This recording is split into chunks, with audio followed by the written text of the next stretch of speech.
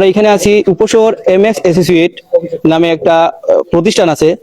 এরা বিদেশে মানুষ পাঠাবে বলে, কাউরে পর্তুগাল, কাউরে ইটালি, কাউকে কানাডা, এসব নাম ধরে প্রায় আমাদের জানা মতো প্রায় 200-300 মানুষ, আরো বেশি হইতে পারে, তারা টাকা পয়সা দিছে। কিন্তু আজ কাউকে 1 বছর, কাউকে 6 মাস, কাউকে 12 মাস, কাউকে 8 মাস এভাবে ঘুরাইতেছে, কোনো ভিসাও নাই, আর কারো টাকাও রিটার্ন দিচ্ছে না। এবং গত 4-5 দিন আগে কিছু মিডিয়া এদের নামে আপনাদের ওই যে নিউজ করার পর থেকে এদের অফিসগুলো বন্ধ করে দিছে। আর আমরা এদের অফিস গিয়ে তালা মারা পাইতেছি। আমাদের অনেক আত্মীয় স্বজন এইখানে ভুক্তভোগী, টাকা পয়সা দিছে, ওনারা টাকা পয়সা পাইতেছে না, ওরা ফোন ধরতেছে না। আমরা এই ব্যাপারে মাননীয় মন্ত্রী মহোদয়, প্রবাসী কল্যাণ মন্ত্রী জনাব আরিফুল হক চৌধুরী ভাইয়ের কাছে আমরা গেছিলাম সবাই। উনি আশ্বস্ত করছিলেন যে যত দ্রুত সম্ভব ওনাদেরকে আইনের আওতায় আনা হবে। এই ব্যাপারে উনি ফোন দিয়ে বলছিলেন পুলিশ কমিশনার মহোদয় সাহেবের কাছে। আমরাও গেছিলাম কমিশনার মহোদয়ের কাছে, কিন্তু এখন পর্যন্ত প্রায় 72 ঘন্টা পার হওয়ার পরেও কোনো অ্যাকশন আমরা পুলিশের পক্ষ থেকে দেখতেছি না। এবং আসামিরা আশেপাশে ঘোরাঘুরি করতেছে, কিন্তু ওনারা ধরতেছেন না। আমরা থানায় গত পরশুদিন লিখিত অভিযোগ হয়েছে, এবং গত কালকে পর্যন্ত কমিশনার অফিসে আমার জানা মতো প্রায় 60 থেকে 70টা লিখিত অভিযোগ জমা পড়ছে। জি, মামলাও করা হয়েছে, এবং এই ব্যাপারে একজনকে দায়িত্ব দেওয়া হয়েছে, স্পেশালি যে এসআই একজনের নিয়োগ দেওয়া হয়েছে এই ব্যাপারে, কিন্তু কোনো গতি আমরা দেখতেছি না। কতদিন হয়েছে অভিযোগ করার পরে আজকে যে বিক্ষোভ? আজকে প্রায় 72 ঘন্টা পার হয়ে গেছে। আপনাদের এই যে মাননীয় মন্ত্রী উনি কি 72 ঘন্টার মধ্যে? মাননীয় মন্ত্রী মহোদয় আমাদেরকে আশ্বস্ত করছিলেন ওই গত 3 দিন আগে, যে উনি সিলেটে ছিলেন, আমরা সার্কিট হাউসে গিয়ে ওনার সাথে দেখা করছি, আমরা প্রায় সদস্য লোক। উনি আশ্বস্ত করছিলেন এবং সাথে সাথে ফোন দিয়ে বলছিলেন মাননীয় মন্ত্রী মহোদয়, কমিশনার মহোদয়কে, যে এটা একটা দ্রুত ব্যবস্থা নেওয়ার জন্য। এবং আমরা আবার কমিশনার বরাবর আমরা আসছিলাম, কিন্তু ওনারা ব্যবস্থা হইতেছে এইরকম করতে করতে 72 ঘন্টা পার হয়ে যাইতেছে। আমরা এখন নিরুপায় হয়ে গেছি। যাদের বিরুদ্ধে অভিযোগ আপনাদের, তাদের সাথে কি আপনাদের কথা হয়েছে? তাদের সাথে আমাদের সরাসরি কথা হয় না, কিন্তু বিভিন্ন মাধ্যমে এরা বলে যে আমরা টাকা পয়সা দিব, আমরা আসবো যাবো, এগুলা মানে কাহিনী, মানে টাইম পাস করতেছে এরা। অফিস তালা মারা। মূলত ঘটনা হয়েছে এখানে একটা এজেন্সি, এরা দীর্ঘদিন যাবত মানুষকে বিদেশে পাঠানোর নামে আপনার কারোর কাছে 1 লাখ, 4 লাখ, 5 লাখ এর টাকা পয়সা দিতে নিয়ে বিদেশ পাঠাবে বলে নিতেছে, পর্তুগাল, কানাডা, বিভিন্ন দেশে। কিন্তু আদৌ এরা কোনো লোক পাঠায় নাই। এবং গত কয়েকদিন আগে কিছু মিডিয়া ওদের ধরছিল, ধরার পরে দেখা গেছে যে ওরা ওই যাদেরকে ভিসা পাইছি বলতেছে, এরা এদেরকে ভাড়া করে নিয়ে আসে, কারো 1000, কারো 2000 টাকা ভাড়া করে নিয়ে আসে। এবং ওই টাকার প্রেক্ষিতে ওই কিছু ভুক্তভোগীরা বলে যে আমরা ভিসা পাইছি, কানাডার পাইছি, পর্তুগালের পাইছি, আমেরিকার পাইছি। এটা সব ভুয়া, জাল, এদেরকে সাজায় এগুলা করতেছে। আর এগুলো আসলে ওই তদন্তের ব্যাপার। আমরা যেহেতু লিখিত অভিযোগ করছি থানায় এবং পুলিশ কমিশনার মহোদয়ের কাছে, এটা ওনারা দেখবেন, ওনারা কোনো রাজনৈতিক প্রশ্রয় আছে কিনা বা কোনো রাজনৈতিক শেল্টার ওনাদের দিতেছে কিনা, এটা ওই তদন্ত করার জন্য আমরা অনুরোধ জানাইছিলাম। রাজনৈতিক শেল্টার না থাকলে এদের কেন ধরা হইতেছে না? এখন আপনারা আমরা এখন আমাদের এই মামলাগুলা করার জন্য আমরা আসছিলাম আপনার শাহপুরান থানায় ওসি সাহেবের কাছে, কিন্তু ওসি সাহেব থানায় নাই, উনি বলতেছেন কমিশনার মহোদয়ের কাছে উনি আছেন। আমরা অপেক্ষা করতেছি ওনার, যে উনি আসার পরে আমাদের এটা কোন অবস্থায় আছে আমাদের মামলাগুলা, এটা একটু করার জন্য। আমাদের জানা মতো প্রায় 400-500 লোক হবে। আমি বলতে চাইছিলাম যে আমাদের সিলেটের ছেলেরা যারা হয়তো একটু কম শিক্ষিত বা যারা একটু মধ্যবিত্ত ফ্যামিলির, তারা হয়তো একটু আশা তারা বিদেশে গিয়ে তাদের জীবনটা সুন্দরভাবে করবে, কিন্তু এই আশা তারা টাকাটা দিয়েছিল, কিন্তু এই আশা দিতে গিয়ে যে তারা জানে নাই, বুঝে নাই বা ধরনের যে করবে। কিন্তু তারপর যখন আমরা জানলাম যে এই ধরনের মানে হচ্ছে যে উনি মানে টাকা নিয়ে বিদেশে দিচ্ছেন না, ভিসাও দিচ্ছেন না, কাউকে 2026 সাল থেকে কেউ 8 মাস, কেউ 6 মাস, কেউ 3 মাস এরকম উনি ওদেরকে হাঁটাচ্ছেন বা দেবেন বলছেন।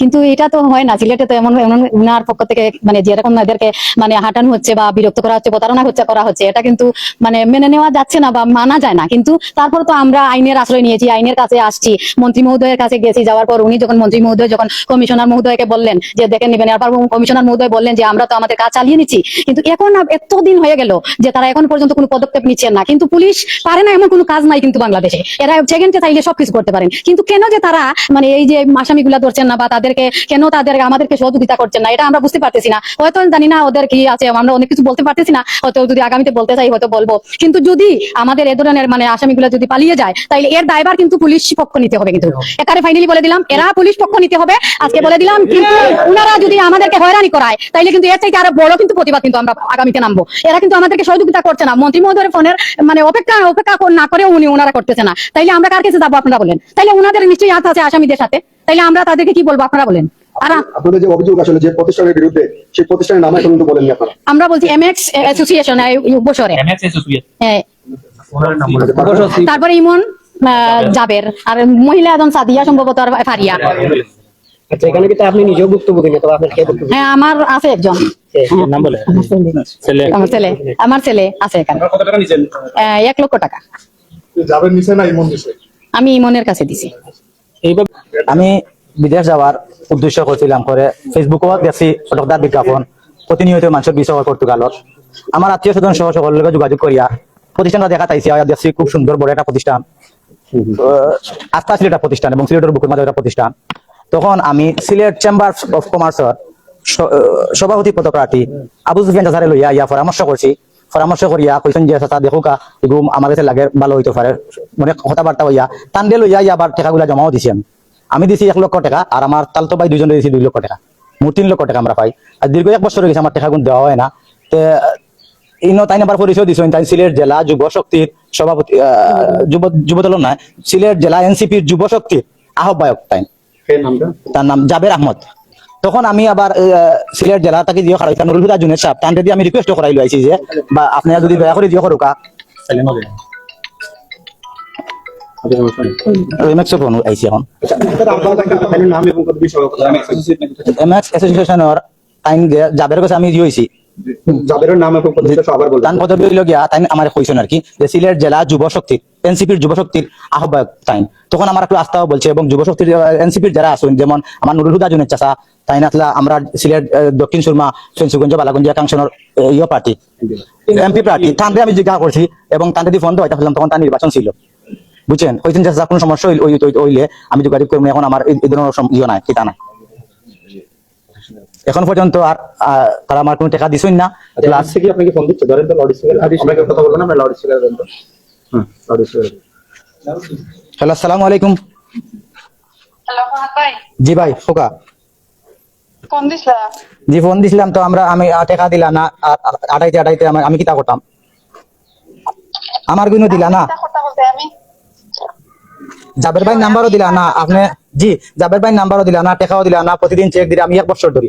এখন আমারটা বলা আমি বুঝিয়ে নিলাম যে আমার মনে আমি ফাইমু বা আমার মনে গেলে কিছু নাই, কিন্তু আমার বাসাতে ফেক্ট আর আমার আত্মীয় যারা টাকাগুলো আপনার প্রতি আমি আস্থা ছিল যারা আমি ইয়ে করছিলাম আনিয়া ভর্তি করছিলাম আপনারা ক্লায়েন্ট বানাইছিলাম, এরা তোমার বাড়ির যারা আপনারা জানেন, আপনি সম্পূর্ণ সবকিছু জানেন, কিন্তু এখন আমি কিতা করতাম আপনার হোক আছে। এখন আমি মুকুল ভাইয়ের লগে মাসলা ফুলা পাই আজকে জি তারে দিলাম। আজকে তো ম্যাডাম আপনারা পুরা 6-7 মাস ধরে আজকে করা সোমবারে বৃহস্পতিবারে টাকা পাইছি না, প্রতিদিন ইখান তো আজকে ফোন তো করা টাকারও দেওয়া হয় না, আমার এখন ফিটির দেয়াল কারণ আমার কিচ্ছু করার নাই। আচ্ছা ভাই, আমি আপনার বিকাশ তো পারি তো দিলাম, তো সাজাতে হইলাম। আমি অত টাকা না 10,000 টাকা বুঝ দিমু কি লাইকান কিতা কইনা আপনি অফিসে হোকা আওয়ার পরে তারারে লইয়া ইয়া বুঝ দিয়া করিল আপনারা আনে যাবার বাইরে হোকা আইবা লাগি আমি বুঝবাইমু আনে কমিশনার অফিসে হোকা আনে তানা তাওকা যে কোন জায়গা তাওকা আপনারা আচ্ছা আমি অফিসে আইলাম।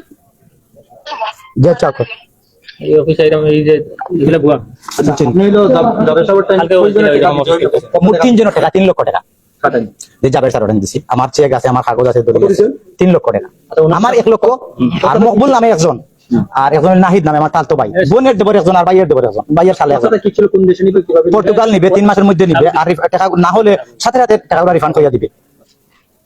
পরে কতদিন ধরে ঘুরাচ্ছে এখন সর্বোচ্চ এখন কোথায়? তো ওরা তাহলে আমার উদা হয়ে গেছে 3 দিন হয়েছে। আমরা মূলত মামলা করছি গত 3 দিন আগে, তো আসামি তারা চেক করছেন কইছেন যে আছে এক জায়গায়, তারা এখন পর্যন্ত যে আসামি চেক করছেন কিন্তু এখন পর্যন্ত আসামিরা গ্রেফতার করা হয়েছে না। আসামি কিন্তু বাংলাদেশের ভিতরে আছে, এখন পর্যন্ত তারা গ্রেফতার করা হয়েছে না। তো আমরা উঠেও চাইলাম যে আমরা 24 ঘন্টার ভিতরে যাতে আসামিরা গ্রেফতার করা হয় এবং আইনের আওতায় আনা হয় এবং সর্বোচ্চ শাস্তি যাতে তারা দেওয়া হয়।